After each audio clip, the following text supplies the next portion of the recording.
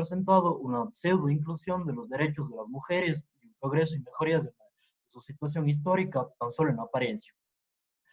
El artículo pone de manifiesto que el Ecuador del presente en el que vivimos es un Ecuador postcolonial, pero creo que es ahí muy necesario aclarar que el presente postcolonial de un sitio como Latinoamérica no representa bajo ningún criterio una superación del colonialismo, como se creería a primera vista, sino más bien se refiere al legado, a la continuación o la preservación del modelo colonial. Esta realidad, que es uno de los objetos de análisis del artículo, ha estado presente de forma patente en los cuerpos normativos ecuatorianos del siglo XX e incluso en la actualidad, y latentes en el discurso y más que todo en la voluntad de la legislatura y del gobierno. Hace un poco más de 2 siglos, las clases gobernantes de América Latina se atribuyeron la empresa de construir estados en sociedades ampliamente heterogéneas, con presencia mestiza, afrodescendiente, indígena, que obstaculizaban el objetivo de constituir una unívoca, digamos, homogeneizada identidad nacional, y que al mismo tiempo representaba un rechazo y negación constantes hacia lo endémico propio. Entonces, es ahí precisamente eh, el, el inicio de el de las jóvenes repúblicas ecuatorianas, donde se comienza a ver la necesidad de una estrategia que propenda la optimización de la población y asegurar la cohesión social. Y la estrategia que dilucidan los caudillos de la época me ha parecido y me ha gustado catalogarla como una especie de divide y vencerás criollo. Y hago esta caracterización un tanto informal porque se busca a través de la creación de categorías binarias y a su vez contrapuestas clasificar a los individuos y a los campos de conocimiento. Es por eso que el concepto de la colonialidad del género comienza a ser tan importante para el análisis, pues si el género ya constituía per se la vehiculización de la discriminación y la violencia, la intersección que éste tiene con la raza y con la clase hacen la situación de la mujer ecuatoriana el doble y hasta el triple, se podría decir, de crítica, más que todo en una dinámica postcolonial. La familia se convierte entonces en el espacio preciso para lograr rectificar a los ciudadanos. Y es por eso que se utilizan expresiones como la salud de la raza nacional, sustentada en la conducta de los individuos, más no en los rasgos fenotípicos. En esa línea se empieza a asociar a los males como el alcoholismo directamente con la raza, tal es el caso de la categoría de los llamados venenos raciales. En base a esa aproximación bastante general, es necesario empezar a analizar el derecho, y lo hacemos sin duda con una indignación y sin sabor tremendo al encontrarnos con cuerpos normativos como el Código Penal de 1906. Aquí es imperativo para mí destacar un punto muy importante. Los gobernantes criollos, quienes se caracterizaron por haber propugnado fervientemente las ideas liberales frente al despotismo, jamás se preocuparon por la desigualdad de las jerarquías sociales y tampoco lo hicieron un siglo después, en el contexto de una revolución eminentemente liderada por Alfaro. Tanto es así que el artículo 368 del Código condenaba el adulterio. Era una conducta que podía ser imputable exclusivamente a la mujer. El efecto de la condena podía ser suspendido en cualquier momento al arbitrio de su marido. Podemos concluir dos cuestiones fundamentales de esta disposición: la potente regulación de la vida sexual de la mujer por un lado, y el poco o nulo alcance del peso de la ley para el caso de la doma. 2 décadas más adelante podemos dar fe del surgimiento del primer conato de disposición legal en defensa del derecho de las mujeres con el Código Penal de 1938.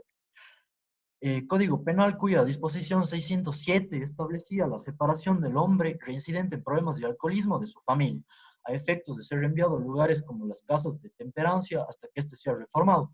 A primera vista, pudimos haber concluido tal vez en que por fin el ordenamiento jurídico construía un mecanismo para mitigar la violencia contra la mujer. No obstante, el objetivo respondió a una realidad totalmente diferente. Habíamos dicho ya que el alcoholismo se consideraba como un veneno racial, una patología típica de la raza inferior. Por tanto, si un hombre la adolecía, este constituía un ataque flagrante contra la imagen de la familia y del jefe del hogar. Por tanto, la ratio legis de la disposición nunca fue auxiliar a la mujer, ni tampoco esta fue fruto de una lucha feminista. Al contrario, buscó volver a encaminar al hombre que se había desviado y poniendo en riesgo al arquetipo de familia y también a nación. Finalmente, como tercer ejemplo, tenemos el artículo 509 del Código Penal, que se mantuvo vigente hasta 2005, disposición que condenaba el delito de estupro, pero con una condición completamente alarmante. La protección legal que se otorgaba a la mujer que había sido víctima de esta conducta antijurídica se circunscribía únicamente a la difusa e imprecisa caracterización de mujer honesta.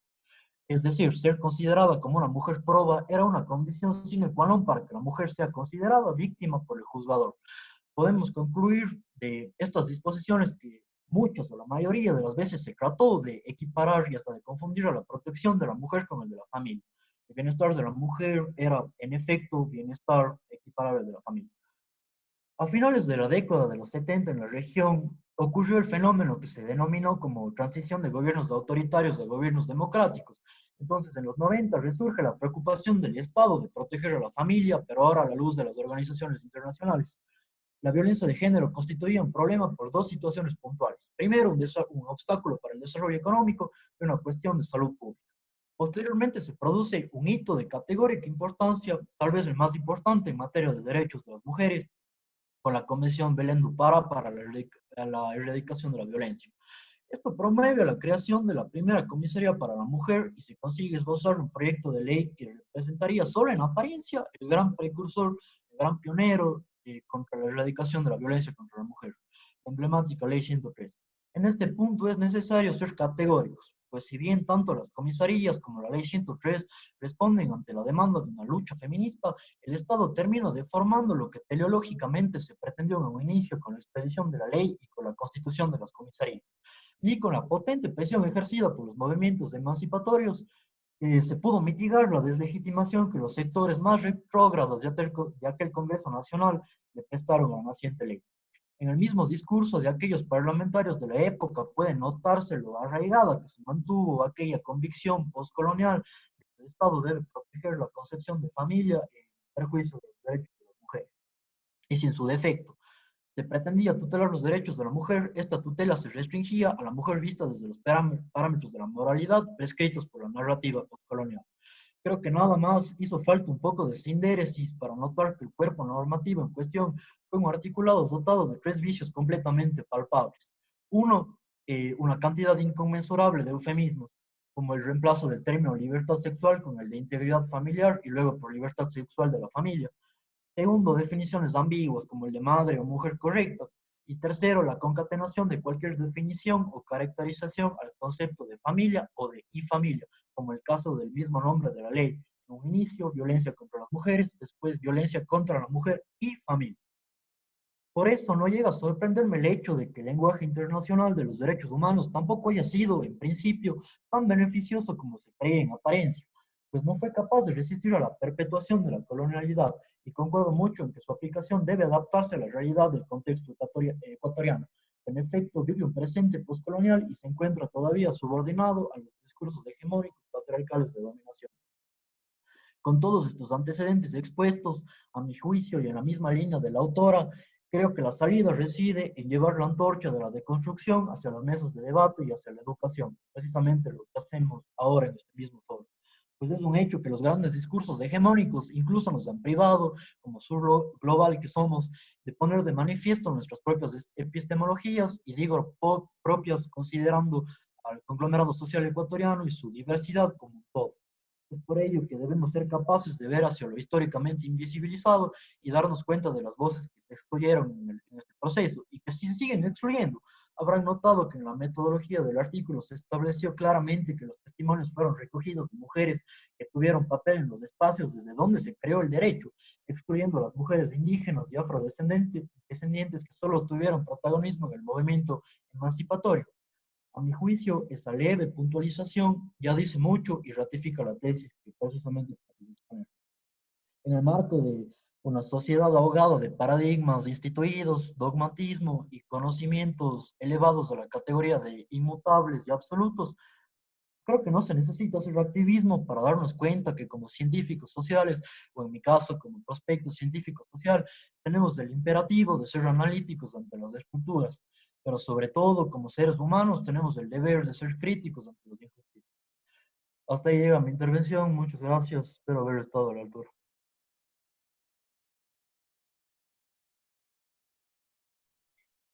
Muchísimas gracias, Diego, por su intervención que en realidad recoge las ideas principales del artículo que vamos a continuar discutiendo. Antes de intervenir yo con mi comentario, le voy a dar la palabra a la doctora Ana Isabel Malo.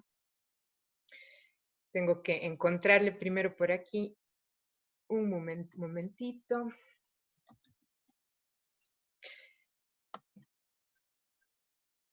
Listo, está activado el sonido. Vamos a escucharle a Ana Isabel. Bueno, en primer lugar, buenos días con todos.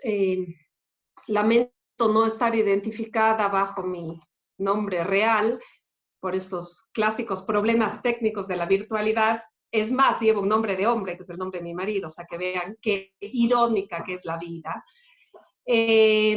En todo caso, en primer lugar, Diego, felicitaciones. No podías haber hecho un mejor resumen, recoger de mejor manera las ideas de Silvana, así que felicitaciones de mi parte. Siempre es un orgullo escucharte. Quiero arrancar este brevísimo análisis que yo voy a hacer, en primer lugar felicitando a Silvana por un artículo que me pareció terriblemente interesante, que aborda de fondo una cantidad de temas legislativos a nivel Ecuador y que lo principal que hacen es plasmar esta permanente dicotomía en el pensamiento no solo ecuatoriano, sino yo me atrevo a decir mundial. Cuando leí el artículo de Silvana, al principio tuve la tendencia de decir esta visión occidentalizante o occidental eurocentrista. Pero si nos ponemos a ver que la impronta o el sello no es solamente de un pensamiento judeo-cristiano, del cual somos herederos, sino también puede tener ciertos rezagos, más aún nosotros siendo producto de una fuerte colonización hispánica de ciertas ideas también de carácter islámico, y estoy hablando de las tres principales religiones monoteístas del mundo, que tendieron a inferiorizar a la mujer en su ideología. Me gustó muchísimo el análisis que hiciste, Diego, con respecto a todos los ejemplos absolutamente propios y adecuados que trae Silvana con respecto a la regulación de la violencia contra las mujeres en el derecho ecuatoriano en el siglo XXI, y que tristemente ella ya nos adelanta, como les digo, es un artículo novísimo que todavía se está replicando el día de hoy, y estamos en la segunda década del siglo presente, del siglo XXI.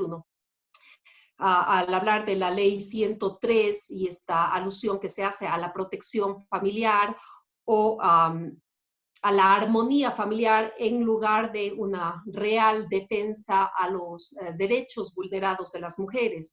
El análisis que se hace con respecto a situaciones como el amancebamiento, como el estupro, que todavía es más hiriente, ¿no? Esta pseudo protección a la honestidad o virginidad de las mujeres.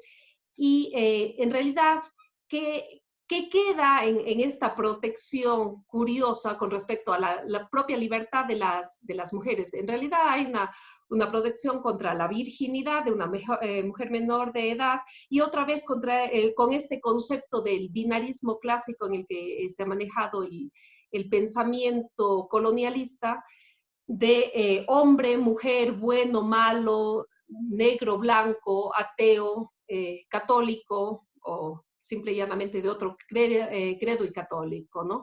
Y al mismo tiempo este binarismo ha sido uno de los grandes artífices para que a partir de 1830, época de fundación del Estado ecuatoriano, se haya fundado un Estado, y ahí me meto un poco en el tema de la teoría política, un Estado unitario en el que justamente hubo poco respeto a las alteridades, hubo poco respeto a las eventuales y posibles autonomías internas que pudieron haber surgido, ¿no?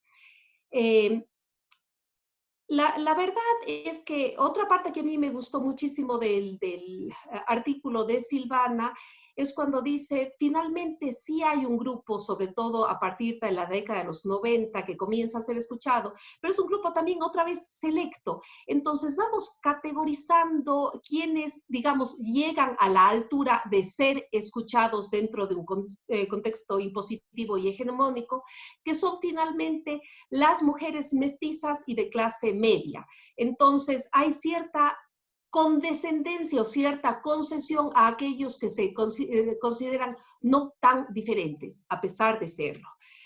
Y esto me permite hacer también un brevísimo análisis filosófico con autores de la deconstrucción como el propio Derrida y ir un poco en contra de las ideas como el logocentrismo, que es un término en realidad acuñado por Clages, que pone de manifiesto esta imposición de una cierta realidad y una cierta racionalidad, una razón como única del pensamiento occidental, ¿no es cierto?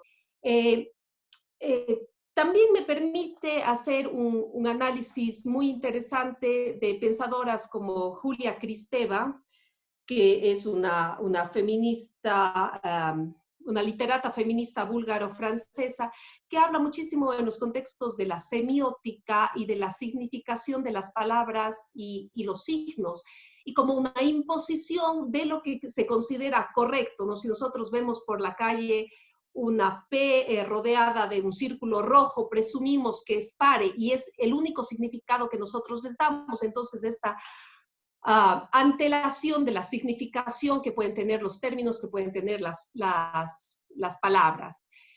Dentro del mismo análisis del artículo de Silvana, se habla con frecuencia de la famosa heteronormatividad colonial, que presenta este binarismo, ignora este binarismo que es real, pero que nos invisibiliza a las mujeres en torno al tema de sexo y que invisibiliza a otras realidades más allá de las mujeres, y que comienza Silvana anunciando con el asunto de la libertad sexual, de temas abortistas, de las realidades de las personas trans, y no solo de las mujeres trans, sino en realidad de las personas transexuales. Y este tema de la heteronormatividad, otra vez, tiene una vigencia desde una legislación que solo ve una identidad sexual como posible, y es la identidad heterosexual, con una dominancia absoluta del tema fálico. Y aquí otra vez me voy a referir un poco a la filosofía, ¿no? Y dolorosamente, y digo dolorosamente por mi marcada afición a la filosofía, algunos filósofos, algunos de los cuales yo admiro muchísimo, otros no tanto, pero hay una marcada misoginia, no solo a nivel regulatorio, a nivel legislativo en el Ecuador en el siglo XX, como digo, lo ha analizado clarísimamente Silvana y lo ha resumido en una reflexión profunda Diego, sino hay también una marca del pensamiento filosófico occidental y de aquellos considerados como los doctos para hablar del pensamiento, y desde el propio Aristóteles hay una misoginia marcadísima. Luego otros como Rousseau, que dicen que el único valor para la educación de las mujeres es el valor de educarse para criar hombres honestos, para criar hombres de bien.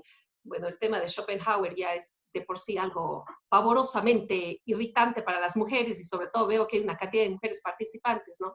Todavía recuerdo un viejo profesor de la facultad que con seguridad fue profesor de Silvana y que repetía con cierta sorna que el cerebro de una mujer equivale al cerebro de una gallina, y de una mujer inteligente el de dos gallinas, ¿no? Y habla también de la astucia femenina como aquella capacidad un poco envolvente de las mujeres, o incluso el pensamiento de de un filósofo al que yo sí admiro mucho, a pesar de que no coincido plenamente con él, que es Ortega y Gasset, y que desvirtúa la sapiencia de las mujeres y chicas, sobre todo para las que están aquí, chicos, porque me motiva muchísimo que hayan chicos y varones participantes en la charla, y estoy segura que a Diego y a Silvana les pasa lo mismo. Y es el tema de que a las mujeres no les corresponde esta área del saber, sino del sentir. Y otra vez es un análisis que hacen autoras a las que he conocido gracias otra vez a las sugerencias de Silvana cuando me pidieron que dicte la cátedra, como la propia Catherine McKinnon, y el tema de la emocionalidad femenina, que hoy por hoy es una de las categorías de la inteligencia, ¿no es cierto? El famoso tema de la inteligencia emocional, pero que fue tan discutida durante mucho tiempo. Y perdónenme que me esté yendo a una ala más bien más filosófica que legislativa, pero creo que Diego ha hecho un análisis muy extensivo del artículo. Finalmente voy a terminar con una reflexión en torno a una de las mujeres insignia de la lucha feminista del siglo XX y que luego ha sido replicada por muchísimas otras mujeres a nivel latinoamericano como Alda Facio, y que Simone de Beauvoir, cuando ironiza con esto del valor del falo, al decir de Freud, las mujeres nunca llegarán a ser como los hombres y las niñas sufren el trauma de no poseer falo, ¿no? La famosa envidia del pene. Y Freud llega a decir, tras descubrir que están anatómicamente incompletas. Y más bien Beauvoir dice que esta posesión fálica tiene valor en tanto en cuanto el poder de los hombres se traduce a otros ámbitos. Y para concluir mis ideas, el ámbito legislativo es tal vez uno de los más graves de la transmisión de este pensamiento androcentrista y fálico, porque a la larga las mujeres permanentemente terminamos siendo marginadas, o si se nos toma en consideración dentro de la legislatura, es de refilón por voluntades tales como la protección de aquel pensamiento considerado como el único válido, o la protección de una familia preestablecida como la única familia posible. Les agradezco mucho y te agradezco particularmente a ti, Silvana. Muchísimas gracias, Ana Isabel, por la intervención, por la generosidad de comprometerse con las ideas que están en el artículo y discutirlas. Esas generosidades intelectuales son las que nos sostienen y nos permiten motivarnos para continuar haciendo producción académica de un tipo que no es el de corriente principal. Y hablando de producción académica, mi comentario ahora va a tener que ver un poco más con la experiencia personal de escribir el artículo, la historia de por qué se escribió el artículo, y sobre todo quisiera hablar un poco de los métodos de investigación que se utilizan en el artículo, porque como se habrán dado cuenta, sobre todo las personas que estudian derecho, es diferente quizá a la mayoría de la doctrina jurídica que leemos en nuestras clases regulares, los métodos, quiero decir. Y la historia es que, claro, yo hago investigación sociolegal, mi doctorado no es en derecho, sino en estudios sociojurídicos, que no es exactamente sociología del derecho, pero es más bien un abordaje interdisciplinario, antropológico y sociológico al estudio del derecho como un artefacto sociocultural, ¿no? Entonces, lo que yo siempre les digo a mis estudiantes es que regularmente estamos acostumbrados en las carreras de derecho tradicionales a estudiarle al derecho desde adentro y como que no hubiera un afuera. Entonces, lo que estudiamos son las reglas, su relación entre sí, si es que hay o no hay una lógica, si es que la jerarquía está guardando la armonía lógica que debe guardar, es decir, la constitucionalidad, la inconstitucionalidad, de reglamentos de leyes ordinarias, etcétera, ¿no? Pero en realidad el derecho, a pesar de que hay esta tendencia a la autopoiesis, que es el planteamiento de un sistema que se basta a sí mismo y no necesita de nada más para funcionar, en realidad el derecho no es autopoiético, en todo caso eso es lo que se sostiene desde los estudios sociolegales, ¿no? O sea que no está en un vacío, está en la sociedad, no es un sistema autosuficiente, es un artefacto sociocultural, es un elemento de muchos otros que forman un entramado que es lo que nos da esto que llamamos realidad y que interpretamos como realidad. Entonces, teniendo en cuenta que ese es el abordaje que se hace en las investigaciones sociojurídicas, para mí el antecedente personal del artículo es que yo, además de la actividad académica, también milito, soy activista, ¿no? Y siempre me había llamado la atención que a nivel de reforma legislativa ha sido relativamente fácil obtener regulación para la penalización de la violencia llamada familiar, porque nunca hemos hablado auténticamente de violencia de género, pero otros avances han sido muy difíciles y algunos no se han podido conseguir todavía. Como ustedes saben, una de esas luchas es la despenalización de la terminación electiva del embarazo en un país con el mayor índice de embarazo adolescente en América Latina y en el que hay niñas madres en proporciones mayores a las que cualquiera se puede imaginar, víctimas de violencia sexual.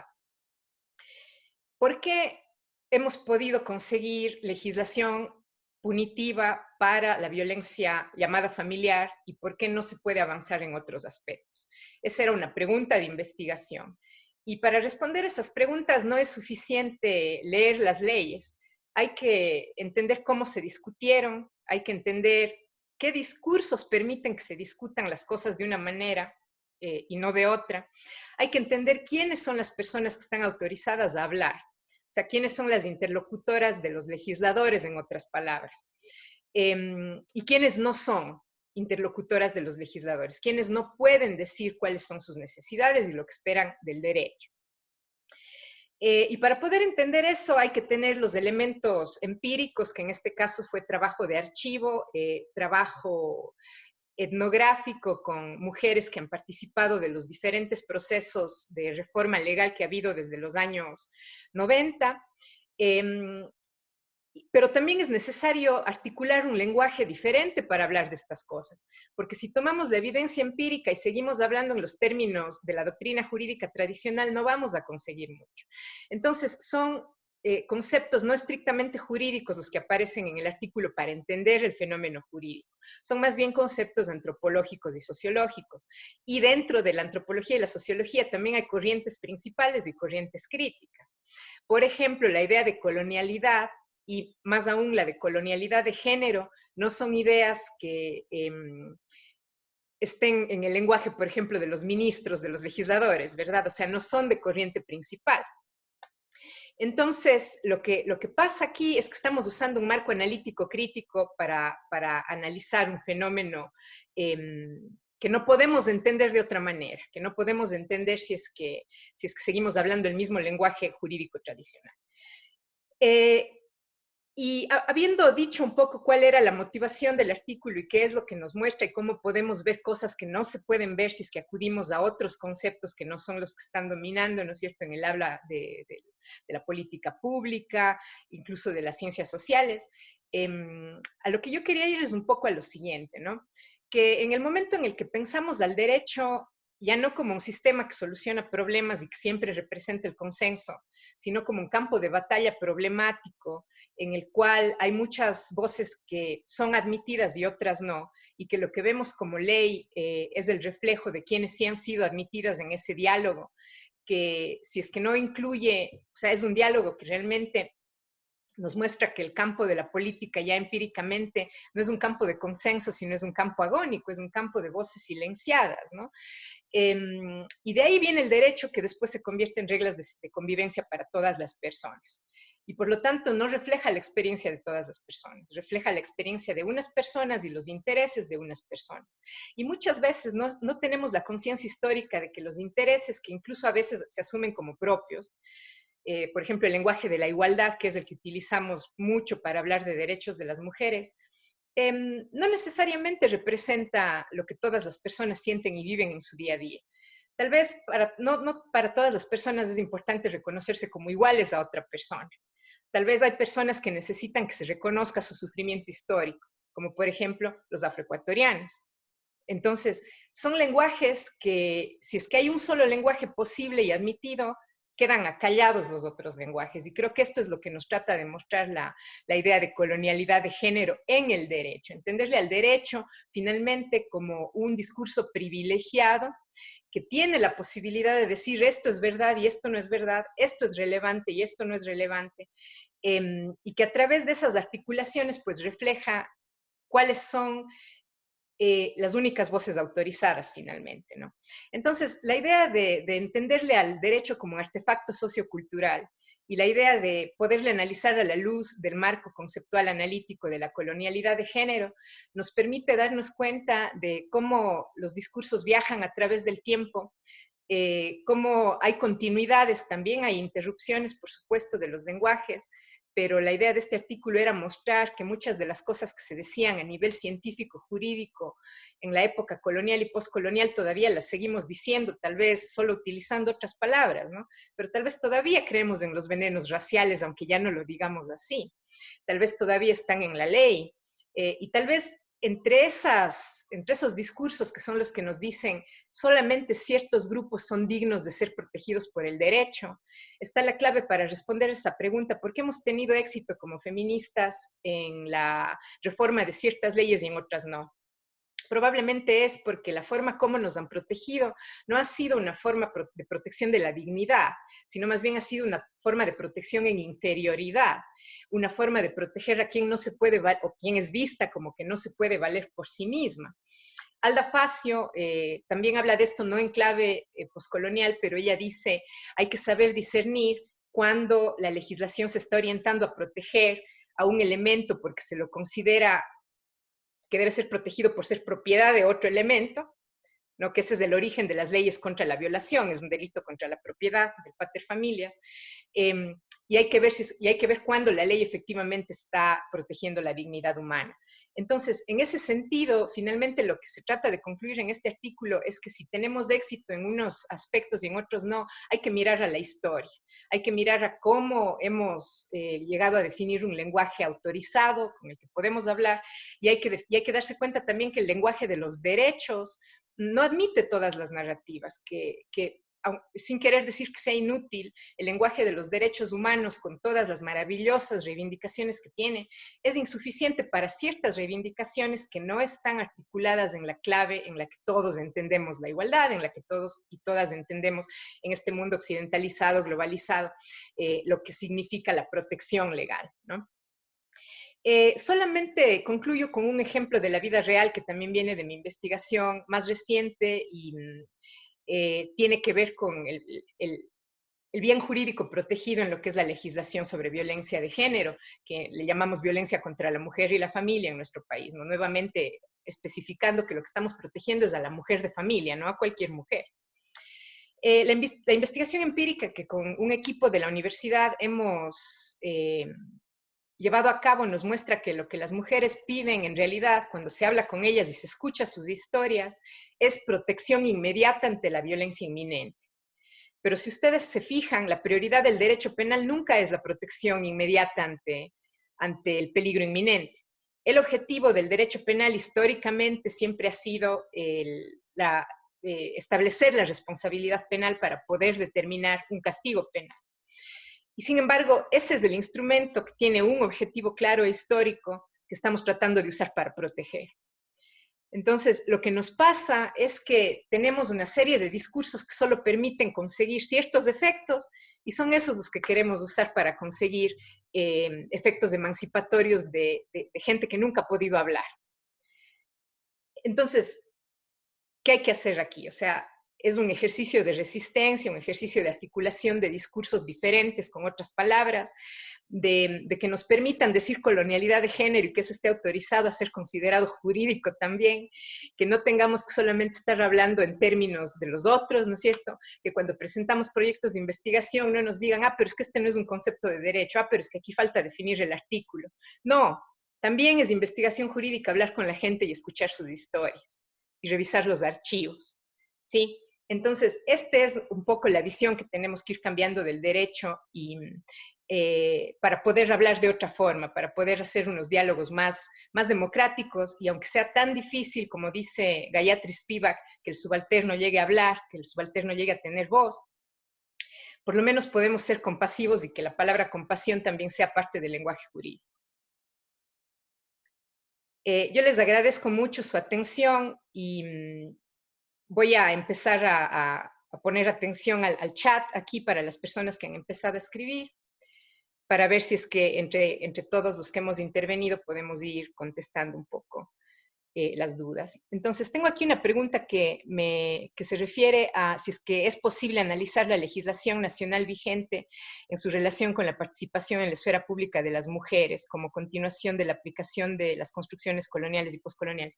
Yo pienso que una de las ventajas maravillosas del marco analítico de la colonialidad del género es que nos permite mirar a la historia para entender la genealogía del presente, ¿no? Cómo se han articulado los discursos presentes. Así, a primera vista, no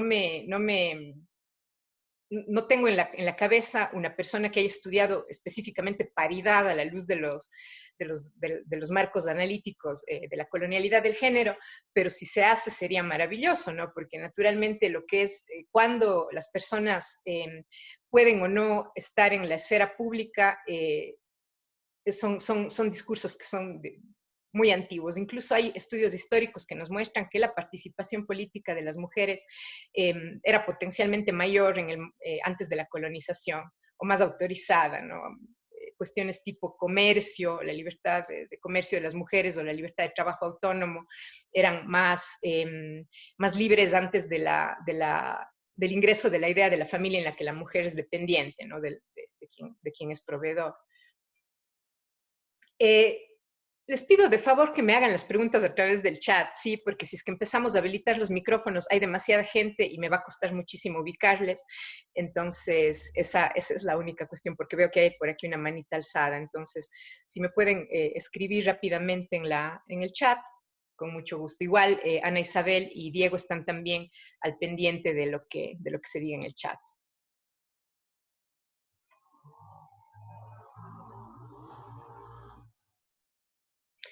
Hay una pregunta aquí que se refiere a si es que hay la posibilidad de proteger jurídicamente a las mujeres independientemente de su rol dentro de la familia.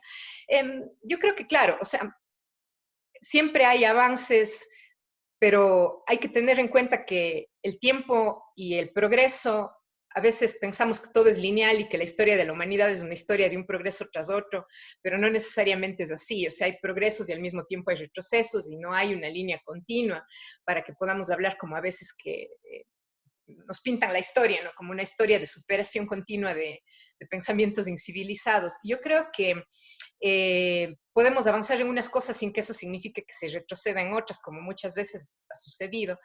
Me parece que hay bastante en la propia cultura occidental que permite repensar los roles de las mujeres. Ahora se habla de las nuevas feminidades, ¿no?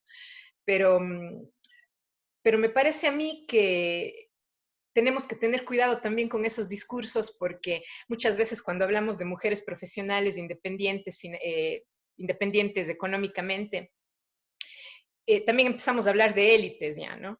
Entonces tenemos que pensar siempre un poco más en qué está ocurriendo en el mundo, en todo el mundo, ¿cierto? Porque somos muy consumidores de cultura occidental, a veces parece que en el mundo solamente hubiera Europa y Norteamérica y no es así. Y creo que tenemos que pensar en otros mecanismos que no son solamente la reforma jurídica para conseguir estas metas. ¿Por qué? Porque al fin y al cabo, y esto es algo con lo que las teorías jurídicas feministas todo el tiempo están debatiendo, ¿se puede usar la herramienta del amo para destruir la casa del amo? Esa es la pregunta de Bell Hooks, ¿no? ¿O no será mejor crear nuestras propias herramientas? Entonces dejo más bien esa pregunta de vuelta para la gente, para que piensen eso un poco también.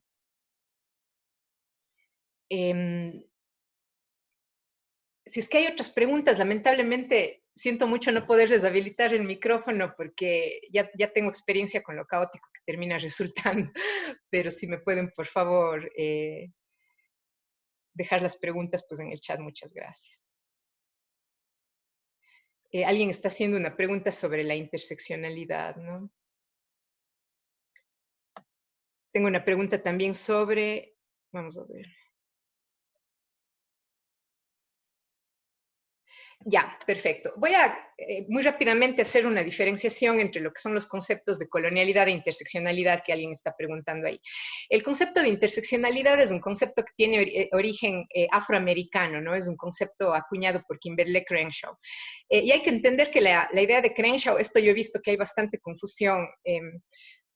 Es frecuente que se confunda como que la interseccionalidad es una meta, o sea, que queremos conseguir una sociedad interseccional o algo así, pero en realidad lo que plantea Crenshaw no es que la interseccionalidad es una meta, es una herramienta de análisis. ¿Qué significa interseccionalidad? Tener en cuenta que no hay una sola dimensión de opresión. El género no es la única dimensión a través de la cual se articula la idea de que hay grupos inferiores a otros. Están otros como, por ejemplo, la racialización, ¿verdad? La discriminación por habilidad física contra las personas con discapacidad, la discriminación por edad contra los adultos mayores, contra la niñez. Entonces, todas estas dimensiones que permiten inferiorizar a la gente sobre algunas personas recaen al mismo tiempo y nos permiten ver que ser mujer pobre afrodescendiente implica una experiencia de subjetividad diferente a la que puede ser ser mujer blanca en Suecia, no sé. Entonces, esa es la idea de interseccionalidad, permitirnos ver. No es que tenemos que alcanzar la interseccionalidad. La idea de colonialidad, en cambio, es una idea para el estudio histórico de las instituciones sociales. Esta está más relacionada a las teorías que se llaman descoloniales con los feminismos y las teorías críticas en América Latina. La idea de poscolonialidad, ese es un término que ha sido más relacionado con las críticas que se hacen desde África y desde Asia. Entonces son términos que tienen diferentes funciones, ¿no? No es que necesariamente hay que hacer estudios poscoloniales y que todo estudio poscolonial va a ser interseccional o viceversa, sino son términos que vienen de diferentes tradiciones de estudio que pueden estar estrechamente relacionados porque, por ejemplo, si entendemos a la interseccionalidad como un marco que nos permite entender la discriminación racial, puede ser que eso nos lleve a un estudio de carácter poscolonial, claro, por supuesto que puede estar relacionado. Tengo otra pregunta por aquí. ¿Cómo podríamos lograr el cambio en el derecho con la perspectiva que se ha tenido desde años atrás? Nuevamente, yo creo que lo que tenemos que hacer es interrogarle al derecho, ¿no? Interrogarle al derecho, verle ya no solamente como un sistema autosuficiente. Creo que tenemos que reclamar nuestro derecho a hablar en otros lenguajes también dentro de las propias cátedras del derecho. Creo que podemos preguntar, ¿cierto? A los profesores, bueno, sí, muy bien, este es el concepto de contrato, pero ¿realmente están en igualdad de condiciones las partes que contratan siempre? Podemos interrogar ideas como la autonomía de la voluntad, podemos interrogar ideas como que son parte ya del fundamento de los estudiantes de derecho que desde el día 1, ¿no es cierto?, los incorporamos. Y hay que conocer, porque para criticar hay que conocer las instituciones que se va a criticar con mucha profundidad. Pero lo que digo es, tenemos que hacer preguntas sociológicas también en nuestras clases que se enfocan en las reglas. Creo que por ahí podemos empezar, ¿no? Por hacer más preguntas. Voy a revisar un poquito más, parece que me estoy aquí saltando las preguntas de otras personas. Alguien pregunta sobre la protección a la mujer, si es que estamos hablando del modelo europeo colonial o si podemos trasladar el análisis a otros modelos de familia.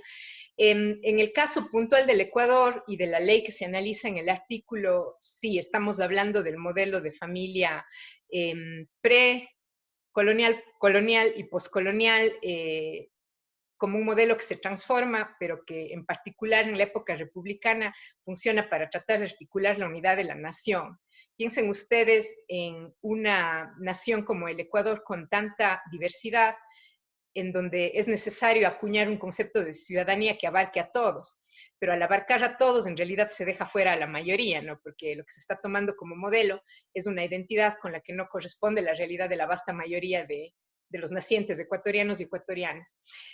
Podemos usar un análisis parecido para hablar de otros modelos de familia, como por ejemplo el modelo de familia musulmana, como por ejemplo el modelo de familia, no sé, en otras sociedades no occidentales. Claro, yo creo que es perfectamente posible. En lo que es estudio de patriarcados, por ejemplo, en las sociedades hinduistas hay muchísima investigación feminista. Tienen ustedes también todo lo que son las teorías del feminismo islámico, que es absolutamente interesante ver cómo, justamente hoy en la mañana, mientras me peinaba, veía un video de feminismo islámico en donde se trata de reivindicar que la mayoría de las construcciones opresivas para las mujeres no son o no vienen de los textos originales islámicos, sino más bien de textos clericales posteriores, o sea, de la elaboración de los patriarcas, digamos, ¿no? Entonces, sí, o sea, el estudio genealógico histórico pues, nos puede servir para abordar infinidad de fenómenos sociales. Hay un comentario aquí que dice, uno de los problemas en el aprendizaje del derecho es que se nos plantea como un elemento neutral, es decir, que simplemente existe y no tiene como sustento una ideología, una historia o un modelo social que trata de reproducirse. ¿Cómo superar este problema? Bien, claro, yo creo que no solo el derecho, sino en general todo lo que llamamos ciencia hace proclamas de neutralidad, ¿no? Cuando alguien nos dice, este es un informe técnico, no político, o cuando alguien nos dice, estos son números, aquí no hay nada de política, todos estamos haciendo esta proclama de neutralidad con los saberes llamados científicos. Eso tiene un doble efecto. Por un lado, negar que cualquier otra forma de saber tiene valor, como por ejemplo el saber tradicional, los saberes que sin haber sido sometidos a un estudio randomizado, controlado, se transmiten, ¿no es cierto? Pero otro efecto que tiene esta proclama de neutralidad es que nos permite autorizarnos a todos a ser ciegos a los intereses que hay detrás de cualquier tipo de discurso. Todos tenemos la ilusión o quisiéramos poder ser neutrales, ¿verdad? Porque hemos llegado a entender la neutralidad como sinónimo de justicia.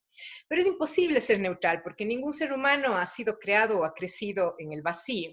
No hemos sido gestados ni siquiera en una incubadora, ¿no es cierto? O sea, todo lo que es el ser humano desde la concepción es cultural, es social. Entonces, creo que por ahí empieza la cosa, ¿no? Yendo a lo más profundo, a la raíz de las concepciones filosóficas que nos dominan y hablamos de la ontología, o sea, de lo que consideramos la realidad, de las nociones que tenemos sobre lo que es la realidad, y esa idea de que hay una realidad exterior completamente objetiva y cognoscible a través de métodos que son separables del sujeto, eso creo que es una de las cosas que tenemos que interrogar desde el comienzo. O sea, todo proceso de conocimiento finalmente es político. Esto es algo que nos dicen las filósofas como Johanna Oxala, que hablan de una ontología politizada o de la producción política de la realidad. Todo está mediado por la política. Entonces, si empezamos por reconocer eso como un hecho, en vez de verlo como un problema, creo que podemos empezar a conversar ya en términos menos disfrazados de neutrales, me parece a mí. Alguien hace una pregunta sobre ¿es posible construir una norma que abarque y tome en cuenta y represente a todas las mujeres y sus diferentes situaciones sin darles privilegio a ciertos grupos aún intentando la equidad en estas normas?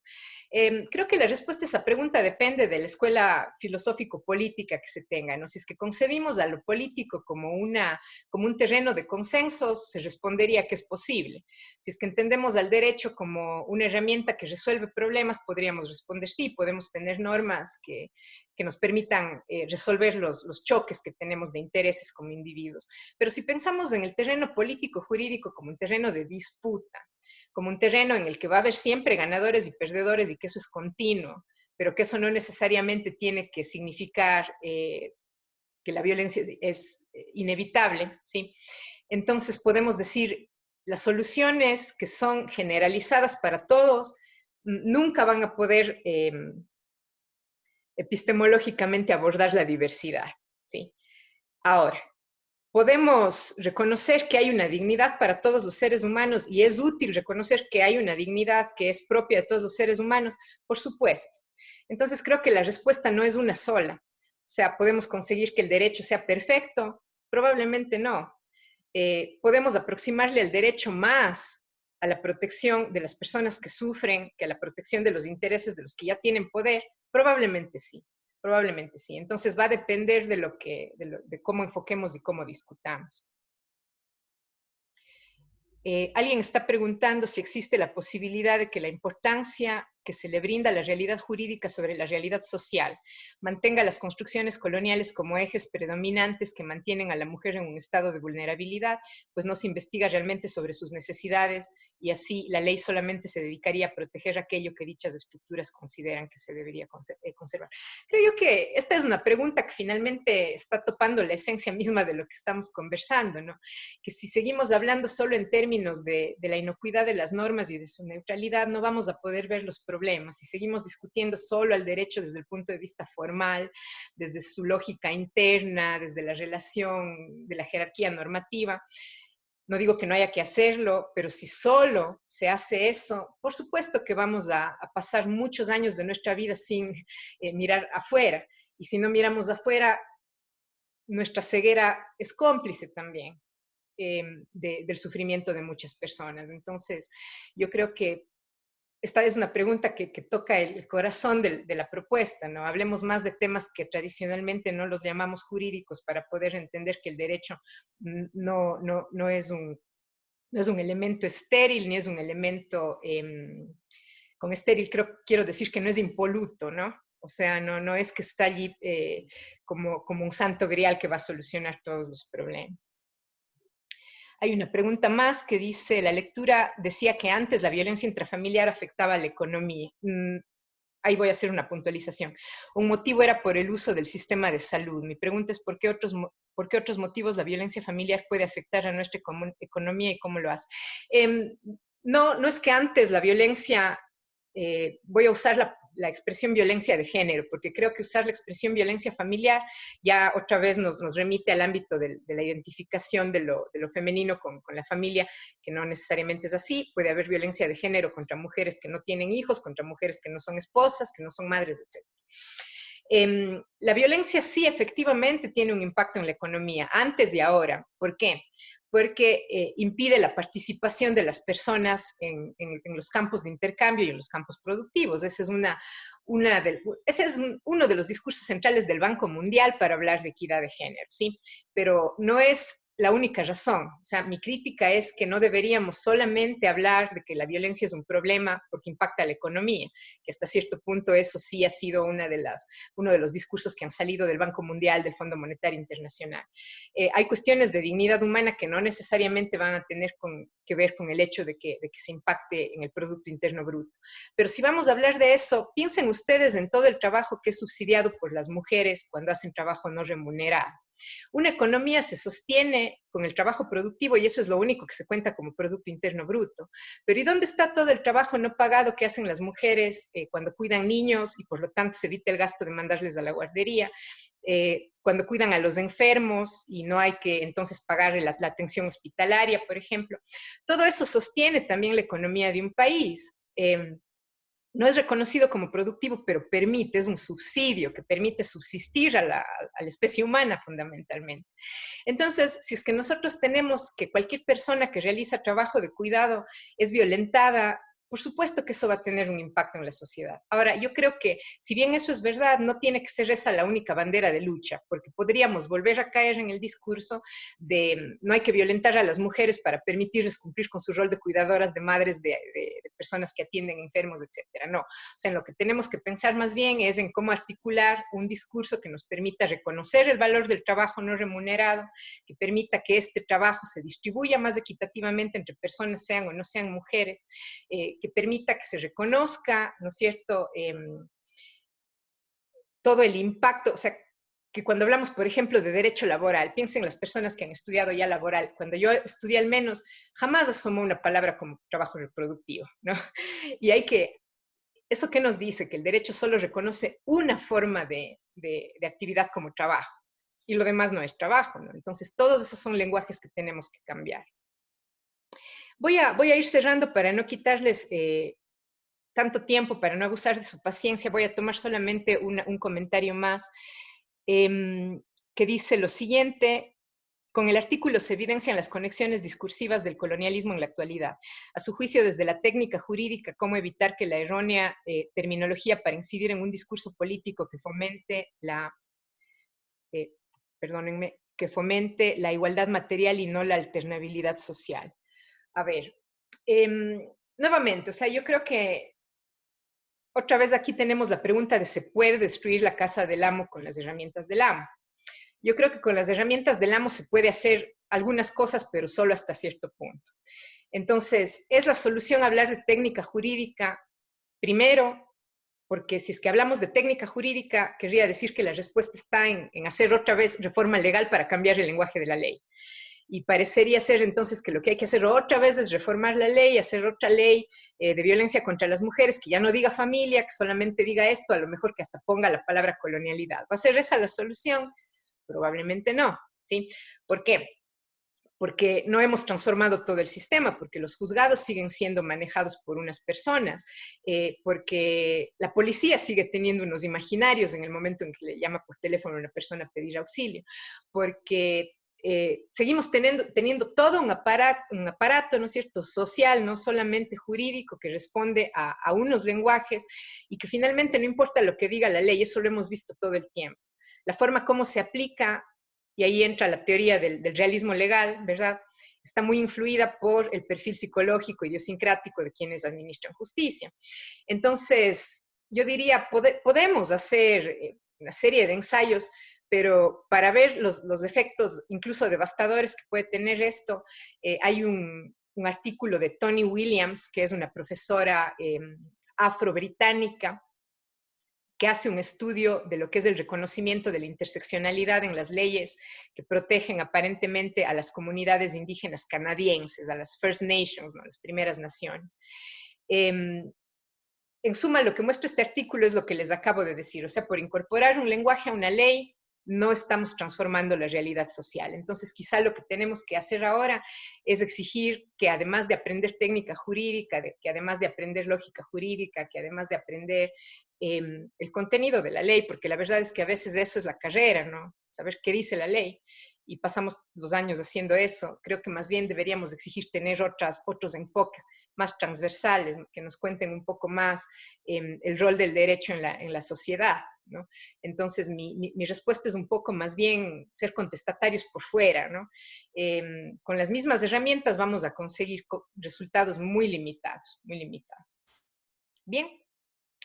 Entonces, quiero agradecerles su paciencia, quiero agradecerles la generosidad nuevamente a Diego y a Ana Isabel de tomarse el tiempo. Créanme que yo aprecio mucho cuando alguien lee mis escritos, es una de las cosas que me permiten seguir escribiendo. Entonces, les agradezco muchísimo esa generosidad y haber entablado este diálogo. Espero no haberles cansado mucho. En vista de que ha habido una buena acogida de la clase, pues probablemente podemos hacer un evento similar después, otra cátedra abierta. Yo estoy a las órdenes por correo electrónico. Mi correo en la Universidad de la SUAY es stapia@uasuay.edu.es para cualquier ayuda que les pueda prestar.